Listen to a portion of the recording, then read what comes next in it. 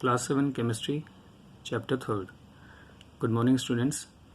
We have seen in our last video the sublimation and evaporation process. Now we will see the separating funnel method. So basically this separating funnel method is used to separate the constituents of a mixture which are already immiscible. Okay, and you know the meaning of immiscible. Immiscible means which are not properly mixed, which cannot be mixed. So let us see. A separating funnel is usually used to separate a mixture of two immiscible liquids which have different densities such as oil and water. So you know that oil and water, they are immiscible liquids. Means oil will make a separate layer and water will make a separate layer. Now liquids which do not mix with each other or do not dissolve in each other are called the immiscible liquids. Okay, which do not mix properly. Now when immiscible liquids of different densities are mixed, they form a separate layer. So basically we know that oil, it is having somewhat other density than this water. So that's why they do not mix properly. It is somewhat lighter than water, so it floats over the surface of the water. The oil floats over the surface of water. Now the liquid with the lower density will float on the top, while the liquid with the higher density sinks and forms a layer at the bottom. So in this diagram you can see over here, so basically this is a separating funnel, and here it is having a stopcock. Okay, so you have taken a mixture of oil and water, you want to separate it. Just put that mixture over here, wait for some time, the water will settle downside and the oil will make a upper layer. Okay, now you just open this stopcock, just turn on the knob, and what do you see? That the liquid will flow slowly. This water or the bluish liquid, it will flow down. In the diagram this has been shown as the bluish. Okay, so this water will flow down. As soon as this layer comes over downside, you just turn off the stopcock. Okay, so by this method you will have oil in this funnel and the water in this beaker. It means you have separated the two immiscible liquids by this separating funnel. Okay, so let us see. In a mixture of oil and water, the oil which has a lower density forms a layer above the water. To separate the mixture of oil and water, it is poured into a separating funnel and allowed to stand for some time till two distinct layers of oil and water are formed. And on opening the stopcock, the water flows out of the funnel. The stopcock is closed as soon as all the water has drained out and the oil remains in the funnel. Now this process is similar to the sedimentation and decantation that is used for separating insoluble heavy solids from liquids. So I guess you have that whatever you have learned in class 6 regarding sedimentation, decantation, that picture is still fresh in your mind. Okay. Now next method is distillation, and distillation is a separation technique which involves two processes: evaporation and condensation. You know the meaning of evaporation. In our last video I told you about this evaporation process. And then condensation. Condensation is what? Condensing the gases or the vapor phases into the liquid ones. Okay, so distillation involves both evaporation and condensation. So it is based on the difference in boiling points of the components of a mixture.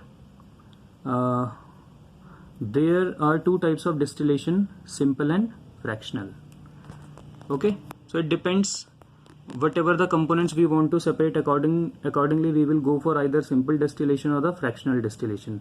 So before doing the distillation, we should have the knowledge regarding the boiling points of the liquids. Okay, which liquids which are present in the mixture. So in simple distillation, it is used to separate a soluble solid from a solid liquid mixture or a soluble liquid from a liquid mixture. So this simple distillation or simply distillation can be done for solid liquid mixture, or liquid mixture. Okay, solid liquid mixture, one example I am giving you, like salt dissolved in water, so that is a solid liquid mixture. And liquid mixture, one more example I am giving you for this, that is like alcohol and water. Alcohol and water. Alcohol is also in the liquid form, water, you know, it is in the liquid form. Now unlike evaporation, in this method both components of the mixture are collected. So the basic difference between distillation and evaporation is that in evaporation, for example, let me show you this figure. In evaporation, one of the component, that is in this example water, it is just escaping out into the atmosphere. But in distillation, besides evaporation, that is besides evaporation, we are doing one more procedure, that is called condensation. Okay, so basically we are collecting the two components. We are not letting the liquid or we are not letting the water to go away. We are also collecting the water. So unlike evaporation, in this method both components of the mixture are collected. It can only be used when the components of the mixture have a large difference in their boiling points. So basically this simple distillation I will use if I know that the components of the mixture, they have a large difference in their boiling points. For example, if we have a alcohol and water mixture, although it is written salt water, but you consider it to be a alcohol and water mixture. And if I say that alcohol has a boiling temperature of 70 degree Celsius and water has a boiling temperature of 100 degree Celsius, so there is a difference, there is a quite good difference of 30 degree Celsius. So we can go for this distillation process. So what will happen? So this mixture, don't consider, students, right now it to be the salt, just consider it to be alcohol and water for this example which I am giving.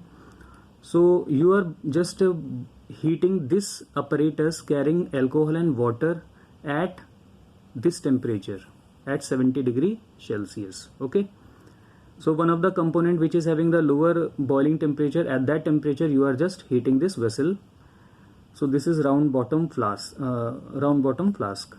So the alcohol will boil at 70 degrees Celsius from this mixture, and it will go upside, and from here it will enter in this condenser. So this is a condenser, students. Okay, and the alcohol vapors, when they will pass through it, they will get condensed and they will become liquid, and this liquid will be collected over here in the next apparatus. And this is a diagram of a beaker. This is a diagram of conical flask.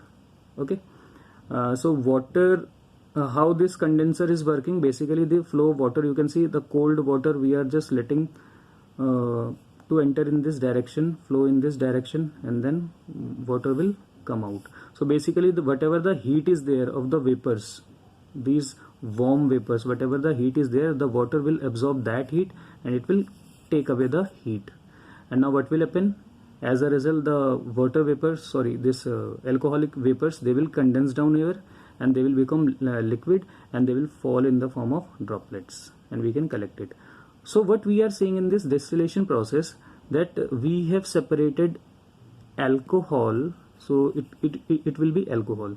So we have separated this alcohol from the water, and both the components we have collected. And this is a thermometer to just see the temperature. Now students, one of the component is called distillate and another component is called residue. For example, here you can see, although this is a diagram for this fractional distillation, but it is similar to the simple distillation process. So here the thing which we have separated out will be called distillate, and which is left behind over here will be called residue. Okay, so just note down the difference.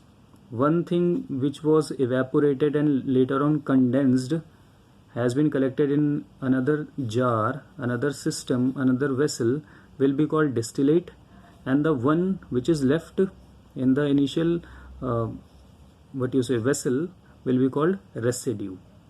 So when I took the example of alcohol and water, so alcohol has been collected over here, so alcohol will be called the distillate, and the water will be which is left behind will be called residue.